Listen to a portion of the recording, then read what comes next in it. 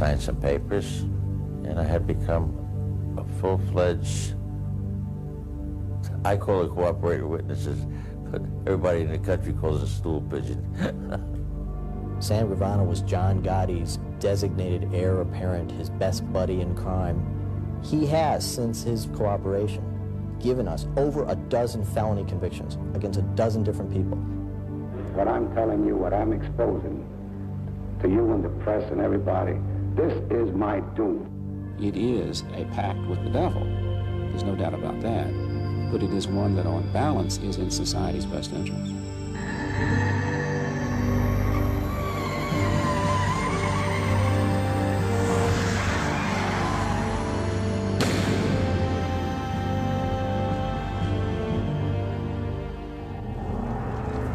December 11th, 1990. For the fourth time in 5 years, reputed mob boss John Gotti was under arrest. Wearing his handcuffs as cavalierly as he wore his $1,000 suits, Gotti, known as the Dapper Don by the press, was led off to jail. Arrested with him were 3 colleagues in Gotti's alleged mafia organization, the Gambino crime family, including Salvatore Sammy the Bull Gravano, Gotti's right-hand man. The Gambinos were the largest and most powerful of New York's 5 crime families.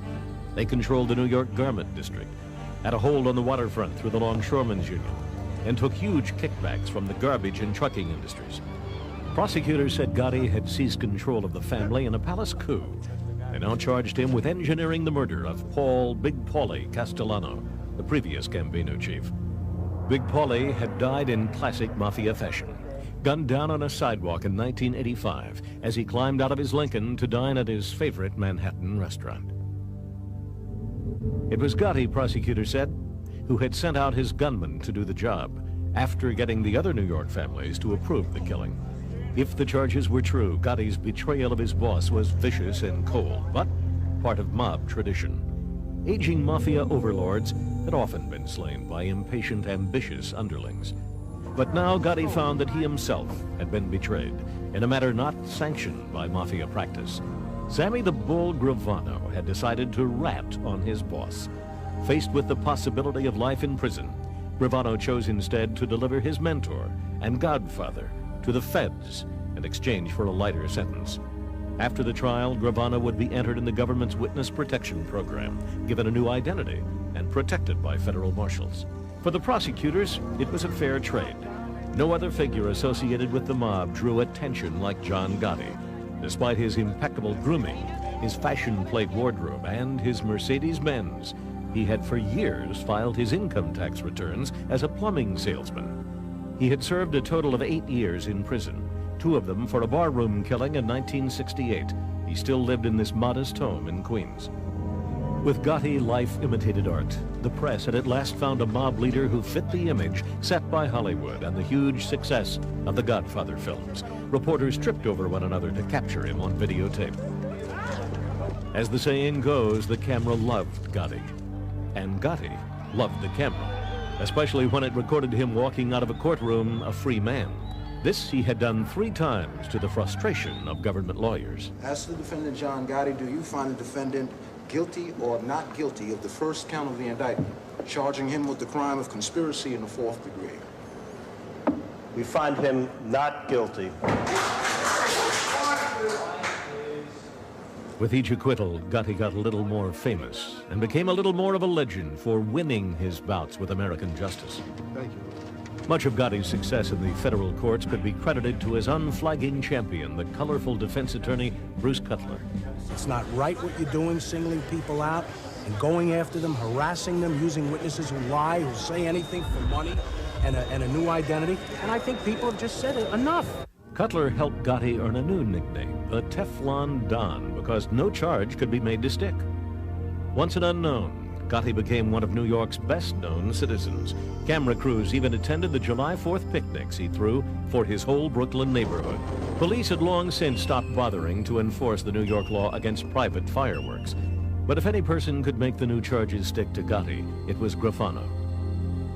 As Gotti's confidant and right-hand man, Gravano was privy to Gotti's secrets. And he was icing on the cake for the U.S. attorneys, who had spent the years since their last failure gathering hundreds of hours of audio recordings of Gotti's meetings and private conversations. Gravano was part of many of those discussions, including one where Gotti offered him the promotion of his choice. You want me to make you official underboss, acting boss? How do you feel? What makes you feel better? These conversations made Gravano the ideal stool pigeon. The very evidence against Gotti would shore up the credibility of the principal witness. As the trial approached, Gotti was deprived of another key ally, longtime defender Bruce Cutler.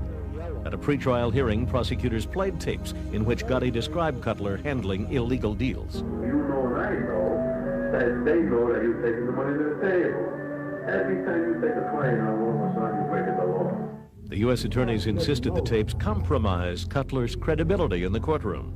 The judge agreed and barred Cutler from representing his most famous client. Little by little, the surveillance evidence against Gotti was whittling away his usual defenses. Cutler was furious. I am just personally offended and angry, and I still cannot fathom that I will not be addressing this jury in this case. In place of Cutler, Gotti hired renowned defense attorney Albert Krieger. And as he waited for trial, Gotti was said to be running the Gambino family from his jail cell. But this time, the deck seemed to be stacked against the man America had come to know as the Teflon Don. Even his 4th of July picnic went afoul when the annual fireworks display exploded all at once. It was as if Gotti's whole world was blowing up in his face.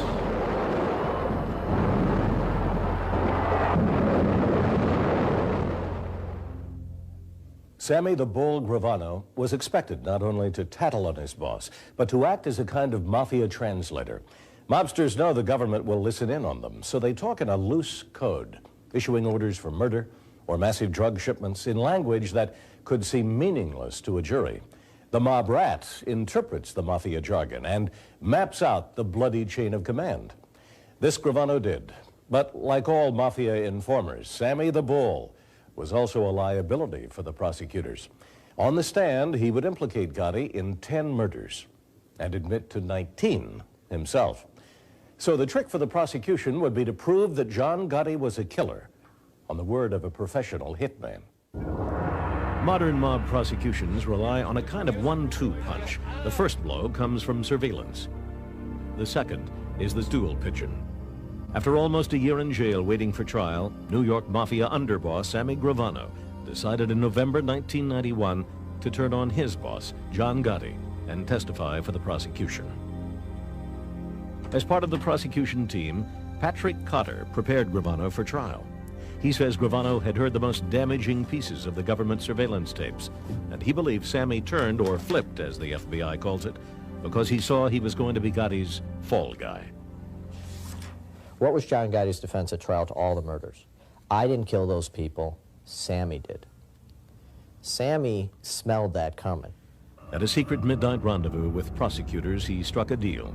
In exchange for his complete cooperation, Gravano was guaranteed a maximum sentence of 20 years in jail. There is no rational basis for the deal given to Gravano except that the government was hag-ridden and manically driven to obtain a conviction against Mr. Gotti. I realize that's a damning statement in certain respects, but I stand by it. Al leaves out the fact that we didn't go to Sammy, Sammy came to us. Nobody went and cut some wonderful deal with Sammy Gravano. He was given a deal to give up everybody. This man was the head of a family with dozens and dozens and dozens of high-ranking, powerful members, all of whom deserved to be in jail for crimes ranging from murder to extortion to corruption. Now under protection of federal marshals, Gravano fired his lawyer. Gotti defense attorney Albert Krieger got word and rushed to tell Gotti the bad news. Mr. Gotti said, and I can quote him, he said, "Oh my," and in just about that tone, all the innocent people that that man is going to hurt. By the time the trial began in Brooklyn in January 1992, it was the hottest show in town. Judge I. Leo Glasser sequestered the jury to protect them from media exposure. He also ordered that they be kept anonymous to prevent tampering. The jurors went in and out of the courthouse behind the tinted windows of limousines. The deal with Gravano would be a waste if the jury was shocked by the stool pigeon's own crimes. In his opening statement, lead prosecutor Andrew Maloney had to tell the jury of Gravano's chilling mob resume, including involvement in 19 murders.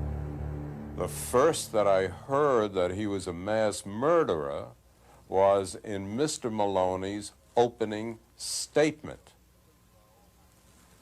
So even though I knew that he was going to be a witness against Mr. Gotti, I had no idea of the scope of the testimony, or, in truth, the nature of the beast.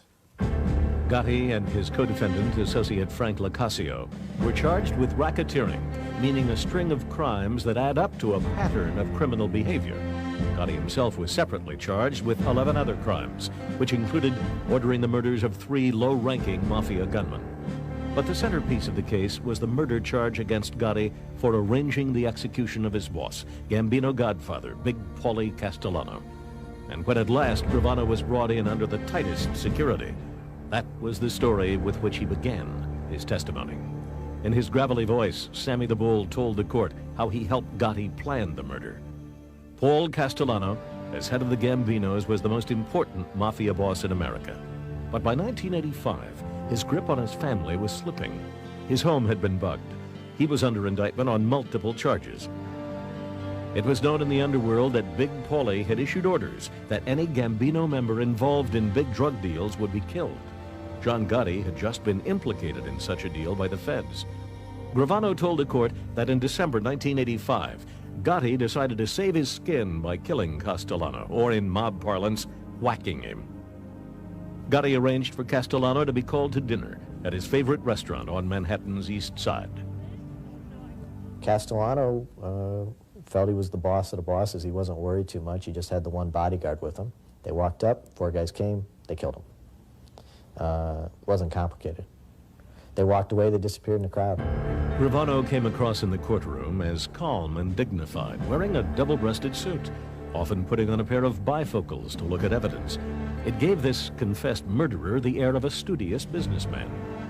Even Albert Krieger, famous for his penetrating cross-examination, couldn't break down Gotti's former number 2.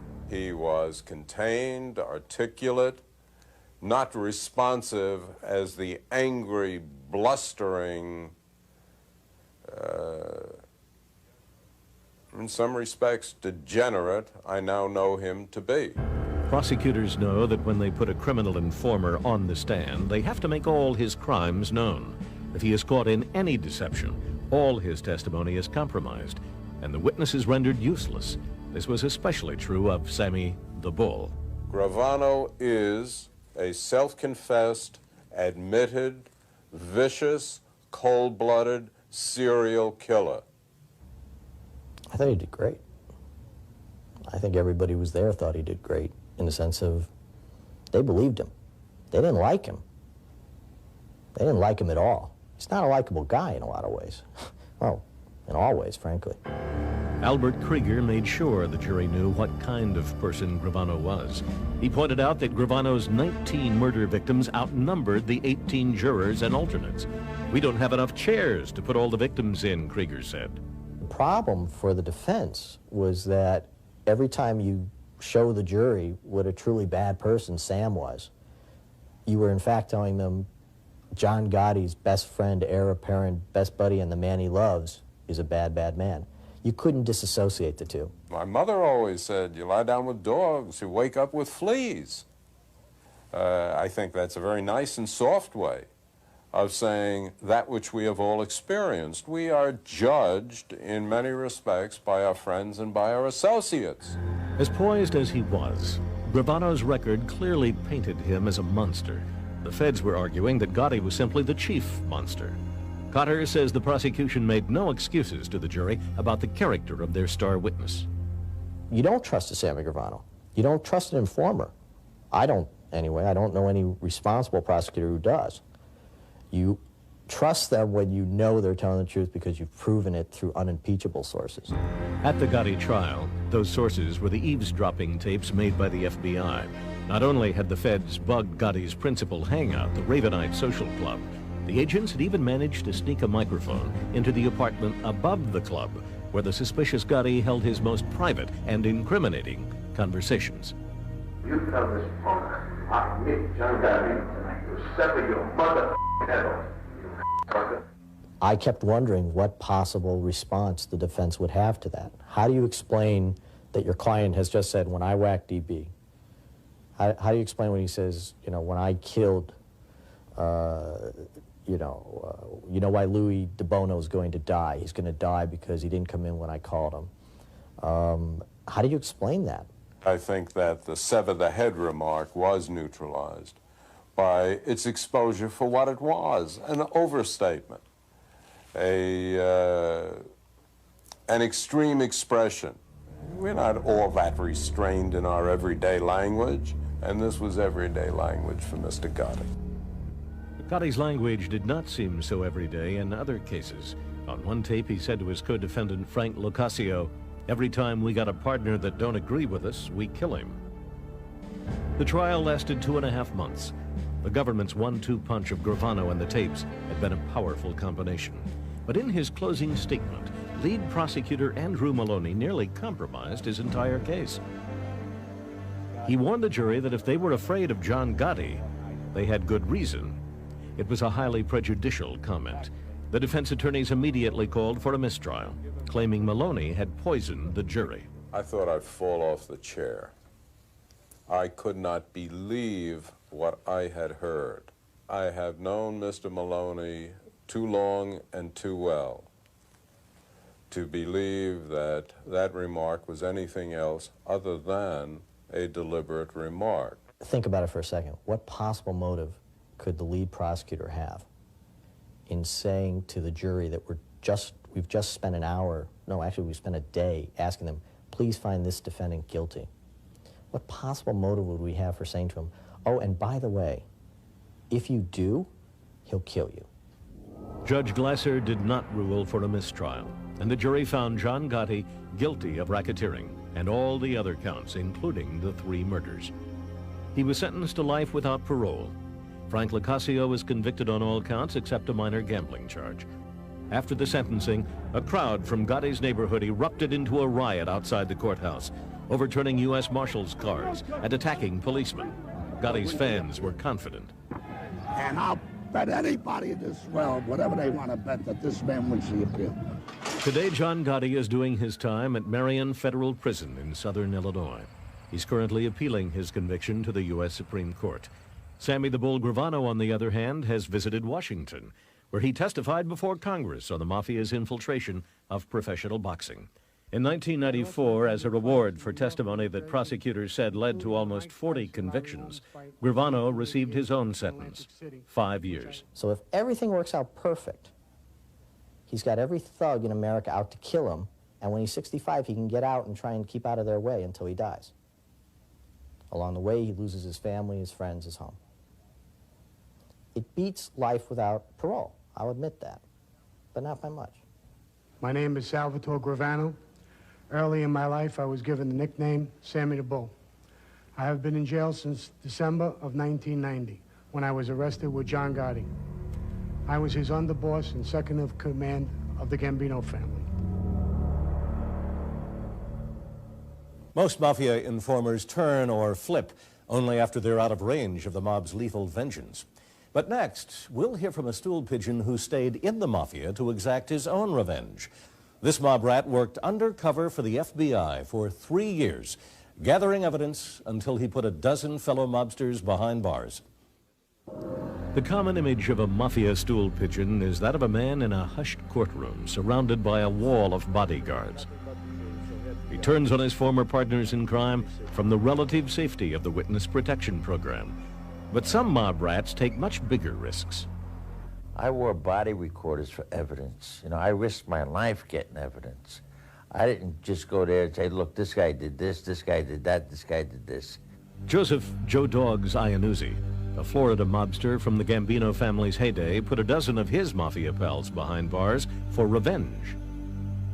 Born in 1931, Iannuzzi grew up in a New York City suburb. At the age of 14, Joe was already a smooth operator with a police record. He was a chip off the old block of his small-time bookie father.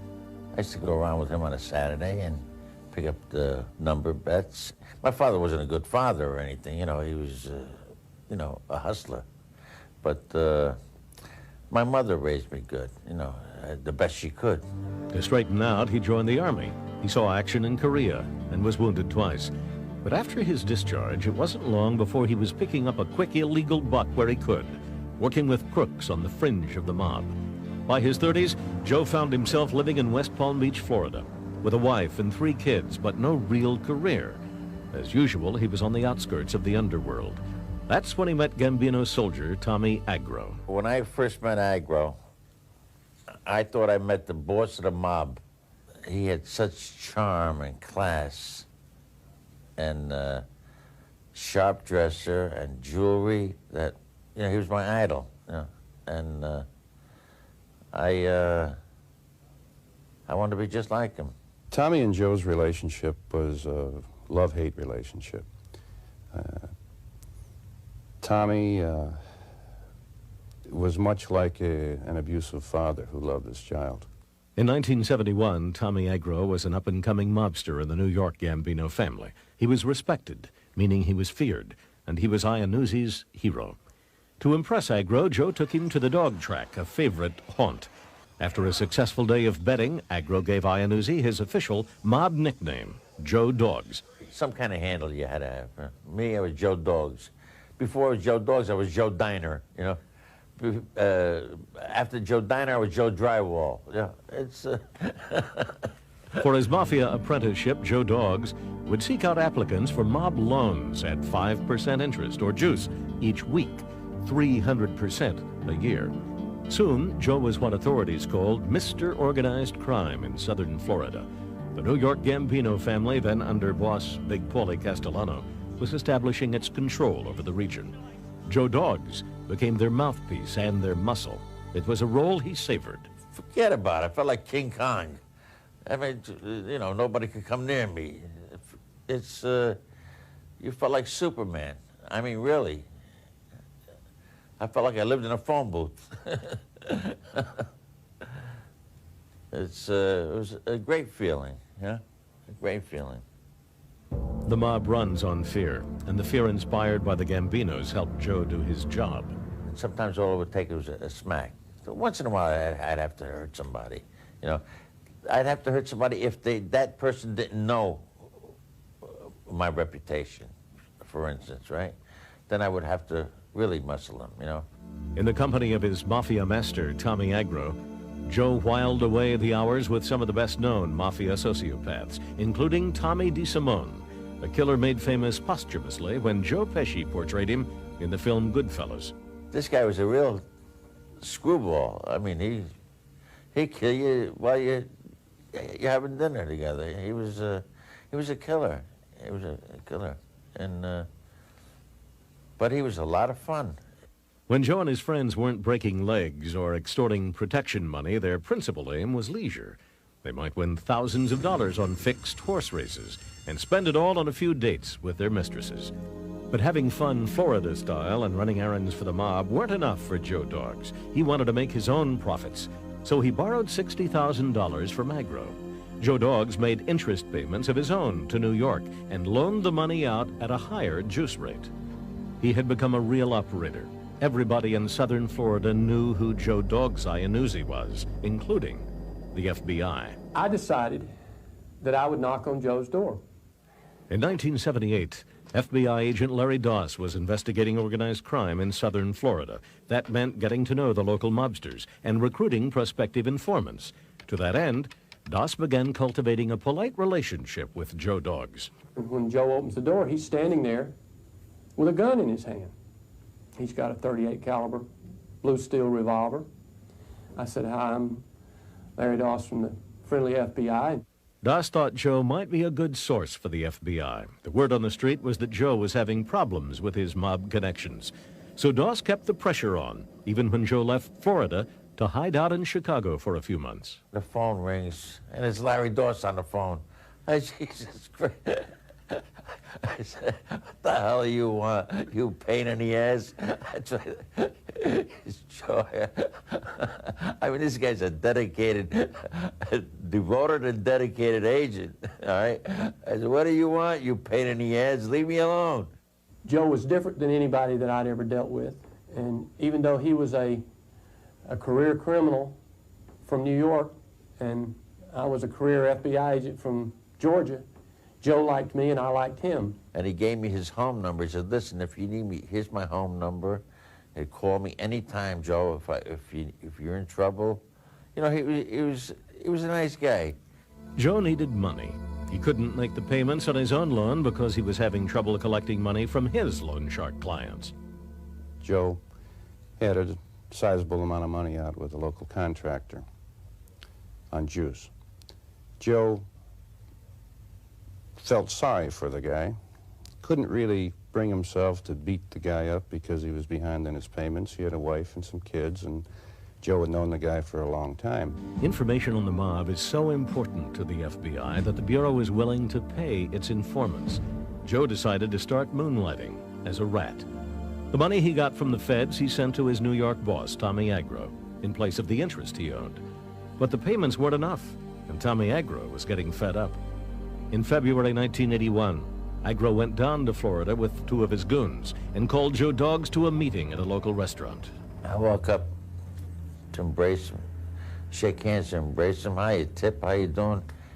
And he's squeezing my hand, and I see an object coming towards my skull, and the next thing I knew, I was falling, you know, and being beat with and kicked. When Joe Dogs came to, he was in the hospital, receiving last rites from a priest. I laid in the hospital and cried for another 5 days. I couldn't believe what he had done to me. This guy that I worshipped. And I says, I'm gonna get even with this son of a bitch. If I gotta die doing it, I'm gonna get even. And that's what I did. I got even good. With a recorder provided by the FBI, Joe Dogs began secretly taping his phone conversations with Agro, who was still calling him. It wasn't long before Agro fell into the trap. During one call, Iannuzzi goaded him into a screaming rage. It was the 25th call Joe had taped, now known as tape 25. You ain't supposed to be alive. Because I was making an example out of you for any motherfucker that tried it on me again. You understand? So the only reason you're still alive, don't think because we stopped. It was because that woman walked in the door. Today you would have been gone. You weren't supposed to walk away no more. You me, and that was the worst thing you ever did. So I get the tape the next day, and I play this tape, and it's absolutely the most unbelievable conversation you've ever heard. It's everything that the mob is, Tommy Agro was on this tape. I got guys with me that'll eat your eyes out of your head. And they're as loyal as a mother. And they got balls the size of cows. I would take them tomorrow and tell them, come on, load up, we're gonna blow this whole joint. They'll walk in and blast everybody. With no hesitation, no nothing, and don't look for nothing besides it. With the tape 25, we had Tommy locked up, you know, for attempted murder. He admitted to it on the phone, the tape. But that was just the beginning. Iannuzzi's mob bosses in New York still needed him as their Florida connection. Even as he was recovering from the beating they'd given him, they gave him a new assignment, to start an illegal gambling club with mob money. The FBI approved the project, provided Joe had a partner of their choosing. The Bureau picked Chicago agent John Bonino. He is a perfect undercover agent. He's Italian, he's handsome, he's smooth, he's from the big city, he knows the mob in Chicago very well. Piece of cake. You got in right away. No, it didn't feel that easy to me. I spent probably the first 6 months with Joe, being tutored by Joe and listening and observing and duplicating a lot of those same traits in the other people. John Bonino would pose as John Marino, a drug-running friend of Joe Dogs from Chicago. As for Joe Dogs, he turned out to be a natural at undercover work. Joe was the best that I've ever seen. Joe had a clear grasp of what the goal was. There was not one request that was made of Joe by the Bureau that he did not comply with, and did it credibly. The FBI called it Operation Home Run. With government and mafia money, the undercover operators started up the Beachside nightclub in Singer Island, Florida. And every step of the way, the mobsters were photographed, videotaped, and recorded. There was times I was scared, yeah. But we were working with, you know, killers. You know, we were going in their homes of killers. When I say killers, they're butchers. Fat Andy was a butcher. He'd chop you up and put you down to the garbage disposal. Joan taught John, and John picked it up and did it so well that Fat Andy Ruggiano, a made capo in the Gambino family, made a hand-to-hand loan with an undercover FBI agent. One of the owners of the bar in Singer Island told me about a year later that they suspected me as being a police officer, an FBI agent, when Joe first brought me in. And the only reason they were telling me that then, or now, was because they knew it was absolutely untrue. Bonino and Joe Dogs wore tape recorders to almost every meeting. Joe wore his where no mafioso would ever feel it by mistake, in his underwear. If there's a leak, you never know if they're going to say to you, take your shirt off, or take your pants off, you know? So you always got that in the back of your mind that, you know, it's very uncomfortable to work with a wire. If they had found it, that was Joe Iannuzzi's last day. He would have died right there, because that would have been the end of him and the end of the case, and John too, for that matter. But the case didn't end. It just kept on getting bigger. The concentric circles just became wider and wider and wider. We ended up with people that we had no idea we were going to target in that situation. By the time Joe and John were done, their FBI operations had snared a dozen mobsters. The ripples were felt all the way up the Gambino chain of command. If you go back to all of the things that occurred, especially within the Gambino family and what happened with Paul Castellano, Paul Castellano's undoing was as a result of Joe. You can go directly back to that. With information from Joe Dogs, the New York FBI began the pursuit of Big Paulie Castellano that ended in the downfall of the ruling Mafia Commission, and ultimately in Castellano's murder at the hands of John Gotti. We put a big crimp in it, or cramp. You know, my operation did. Operation Home Run was shut down at last when the FBI learned there was a leak about Joe Dogs to his mafia pals. Iannuzzi had been wearing a wire for 18 months. He would go on to testify at mob trials for the next decade. He sent Tommy Agro, his one-time idol and would-be executioner, to prison for 10 years. Agro died of cancer in 1987. I wanted him to suffer in prison. I really wanted him to suffer. Because I'm suffering now, see, because that wasn't my forte, what I did. But I did it to get even.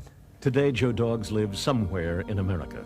The FBI says the Gambino family has an open contract out on him. Joe Dogs is a fair target for any mobster who wants to make a good impression on his bosses. I imagine someday someone's going to run across me and pop me. But until then, I'm, you know, as careful as I can be.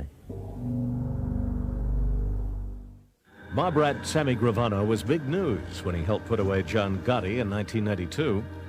But the feds have been using informers to lock up mobsters for more than half a century. One of the earliest stool pigeons helped convict Al Capone in 1930. The rat was Capone's accountant. Capone's liquor business had to have the books kept. He had a bookkeeper, Louis Shumway. And what the government did with Shumway is they picked him up, took him out of this country, and hid him in Latin America until the trial came about. And then he showed up and testified. Capone was found guilty not of murder or racketeering, but tax evasion. The punishment for transgression of the Mafia Code of Silence is death. So to obtain witnesses against the mob, the government must first guarantee their safety. This is accomplished by the Witness Protection Program, which offers the turncoat a new identity and protection by U.S. Marshals.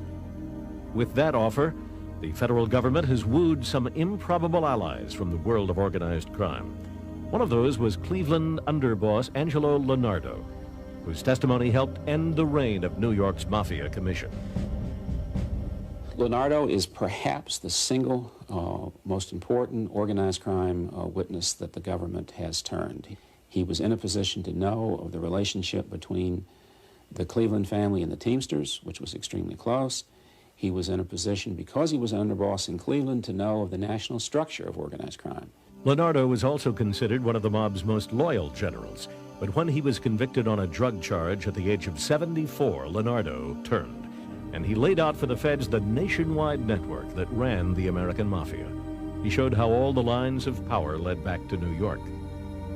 There, the heads of New York's 5 Mafia families sat on the Commission, a Mafia board of directors. It had been set in place in the 1930s by New York mobster Lucky Luciano, and for 5 decades it settled territory disputes, divvied up profits, and approved controversial executions. As Cleveland underboss, Big Ange Leonardo had taken orders from the Commission for years. He fingered Genovese boss Fat Tony Salerno, Colombo boss Carmine the Snake Persico, and Lucchese chief Tony Dux Corallo for supervising the Mafia's activity nationwide.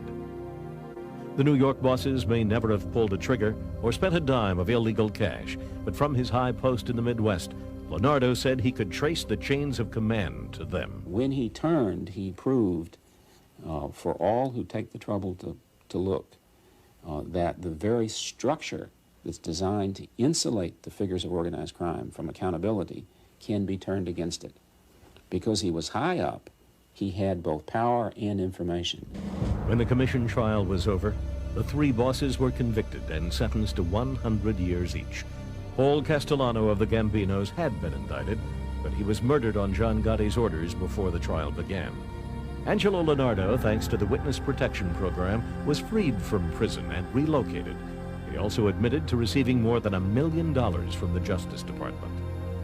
That kind of deal infuriates defense attorney Albert Krieger, who in defending John Gotti faced mob rat Sammy Gravano on the stand. Krieger says the government has given itself the right to buy testimony.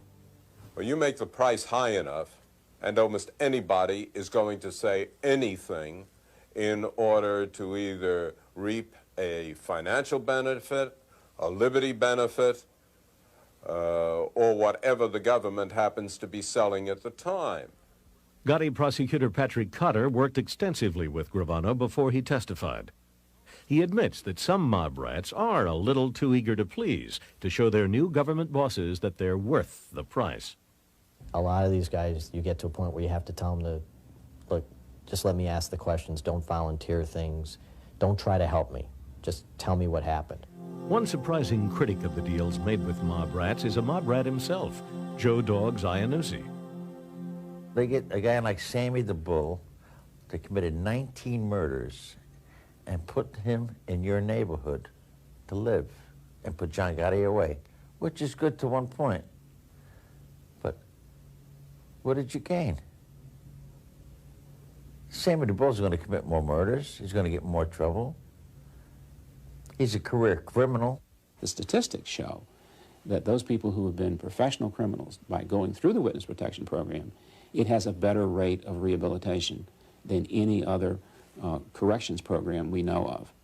In fact, most of these people do not engage in criminal behavior in the future.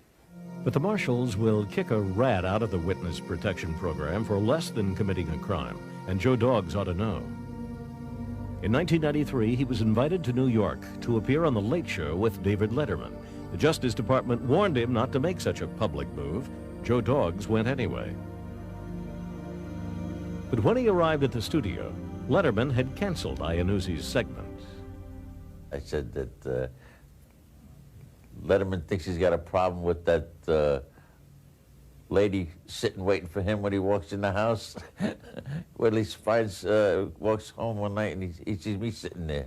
The marshals dropped him from the Witness Protection Program, but it's thanks to Joe Dogs and his fellow mob rats that the government has obtained convictions against most of the Mafia's leadership in the last 10 years.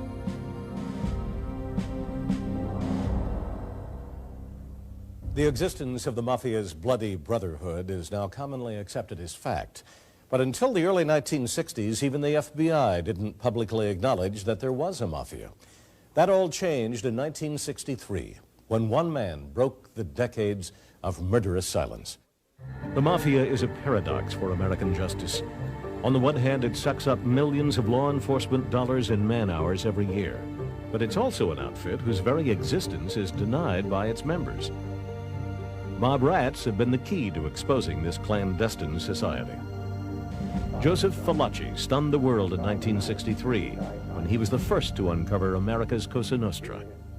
What I'm telling you, what I'm exposing to you and the press and everybody, this is my doom. Before Valachi testified, there were serious sociologists, people in the media that questioned the very existence of the mob.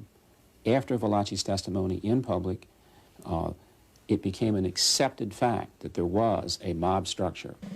Valachi was a soldier in New York's Genovese crime family. Busted in 1959 on a narcotics charge, he ended up in federal prison in Atlanta, sharing a cell with his boss, Vito Genovese. But soon Valachi became convinced that Genovese thought he was an informer and wanted him dead. One day in the prison yard, Valachi made a preemptive strike. He saw a man approaching him that he was sure was going to be his executioner, and at that point he grabbed a pipe and beat this guy to death. As he told me, after the first couple of swings, there was so much blood, you couldn't tell who the hell this guy was. It was, in fact, the wrong guy. Valachi had killed a man whom he had mistaken for a known mob assassin. Now he faced a possible death sentence for the prison yard murder. A year after the killing, the aging mob soldier turned to the authorities and offered them his story. Agents interviewed him for more than a year. Then in September 1963 came Valachi's public performance. He appeared before a Senate subcommittee led by Arkansas Democrat John McClellan. There he told the world what he had told the FBI, that there was a mafia, complete with bosses, underbosses, and rituals of initiation, which Valachi was the first to describe. He'll fix your finger. The Godfather. He had to hold a holy picture, burning holy picture, and repeat his oath of allegiance to Cosa Nostra and promise never to reveal its secrets, even in the face of death. This is the way I burn if I expose this organization. From his remarkable memory, Valachi pulled figures and dates for mob deals, battles, and executions. He mapped out entire family structures in New York and Buffalo. His information had a huge impact on both the underworld and the upper world. A few years after Valachi testified, the federal government legalized its triple threat against the mob. Wiretapping statutes to allow eavesdropping, the witness protection program to recruit informers, and the RICO anti-racketeering law. Naturally, the mob wanted Valachi dead, but they never got him. And although the federal government first suppressed a book based on the FBI's interviews, Peter Maas eventually published the Valachi papers from his own talks with the informer. Valachi died in prison in 1971. The one thing that made him happy was the fact that Vito Genovese died in prison too, and died before him.